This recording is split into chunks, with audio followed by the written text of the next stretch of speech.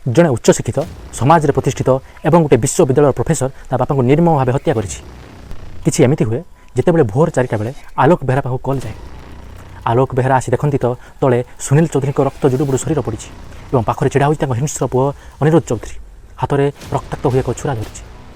ତା ନିଜ ମା ସମ୍ମୁଖରେ ପୁଅ ତା ବାପର ଋଣ ଏମିତି ସୁଝିଛି ତା ମା କେବେ ଜୀବନରେ ତାକୁ ଭୁଲି ପାରିବ ନାହିଁ।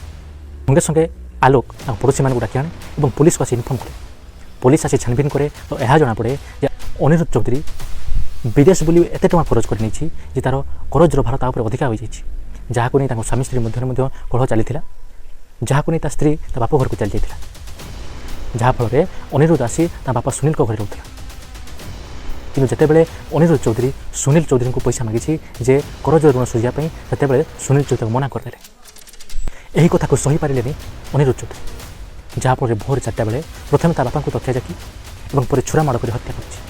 ତେଣୁ କରଜର ଭାର ଏମିତି ସେ ଯେକୌଣସି ବ୍ୟକ୍ତିକୁ ମଧ୍ୟ ହିଂସ୍ର ସଜାଇ ଦେଇପାରେ। ତେଣୁ ଯେତେବେଳେ ନିତାନ୍ତ ଆବଶ୍ୟକ ହୋଇଥାଏ ତେବେ କରଜ ନିଅନ୍ତୁ, ନହେଲେ ଭୁଲରେ ବି କରଜ କରନ୍ତୁ ନାହିଁ। ଧନ୍ୟବାଦ।